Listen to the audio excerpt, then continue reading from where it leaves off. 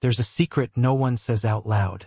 A secret you won't find on the front pages, that's never debated on television, that isn't taught in universities. And yet, the most powerful people in the world all know it. The secret is this: the world as you know it is collapsing, and those with the most power are already leaving.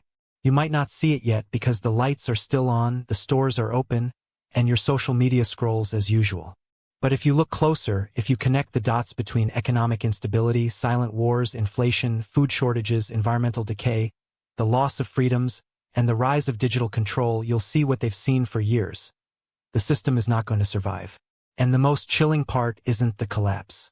It's that they have no intention of saving it, because they've already built their exit strategy. Need proof? Let's start with New Zealand. In recent years, billionaires like Peter Thiel, co-founder of PayPal, have bought massive tracts of land there. Not for vacation homes, but for luxury bunkers, fortified underground shelters with thick concrete walls, air filters to withstand chemical and biological attacks, food stockpiles for decades, solar energy systems, their own water sources. Some even have operating rooms, private cinemas, and emergency aircraft launch pads. And this isn't an isolated case. In the United States, companies like Rising S Company and Survival Condo convert nuclear missile silos into luxury condos for the ultra-rich. There are wait lists, specialized architects, consultants who teach elites how to disappear when society breaks down. These shelters can cost up to $20 million, all while you're struggling to pay rent. So ask yourself, what do they know that you don't? This isn't panic buying. It's not irrational fear. These people have access to the best data, the highest level briefings, the deepest risk assessments. And all signs point to one conclusion. Something big is coming, and there's no going back. Meanwhile, you're being told to stay calm, that the economy is recovering, that democracy is working, that sustainability is the future.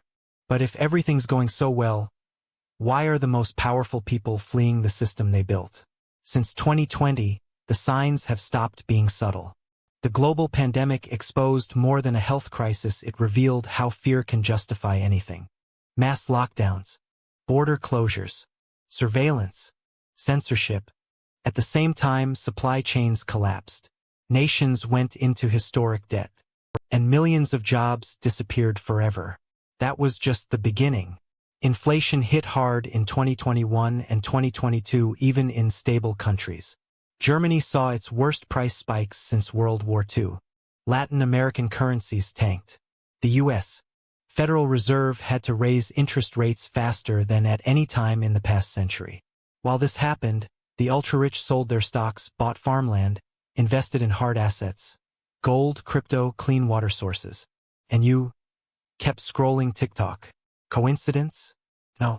While you're distracted by celebrity drama, meaningless scandals, and recycled entertainment, the real world is being redesigned without your consent. The elites no longer believe in the system they created. They're privatizing their healthcare, their food, their energy, building private cities, independent communication networks, even internal currencies. What looks like a blackout to you is just a grid change for them. What feels like a food shortage to you is just a switch to permaculture for them. What will be chaos for the masses will be peaceful isolation for the few. And the rest of us? They say not to worry, that it's conspiracy talk, that you're overreacting. But reality says otherwise. We are entering a controlled disintegration of the global order. And it's not one crisis, it's hundreds. Interconnected, social collapse, psychological breakdown, all feeding into each other. And while you wait for help, they've already locked the escape hatch. In 2015, a leak revealed that top executives from Facebook, Google, Amazon, and other tech giants were discussing collapse scenarios. One of them asked, "How do I make sure my private security won't abandon me when the banking system crashes?" That's their concern. Not saving the world, saving themselves. And it's all hidden behind feel-good words. Sustainability, transition, resilience. But what they're building isn't to save the planet. It's to save themselves from the planet. From us. They told you we're all in this together. But the truth is they were never with you. You were the worker, the viewer, the consumer. And now that they no longer need labor because AI handles production, and now that they can automate control, they no longer need your participation or your survival. We're reaching a point of no return. And the next crisis won't be a traditional war. It might be a digital blackout, a manufactured economic implosion, a synthetic food panic, mass migration, or a climate disaster. Maybe all at once. And when it happens, it'll be too late to catch up. Because their plan is already moving forward. And no, they're not going to tell you. Why would they? They would lose the advantage. By the time you realize it, the doors will be shut, and the last helicopter will be airborne. Only then will you understand what they've known all along. Collapse is not the end. For them, it's a new beginning. So listen carefully. Get ready.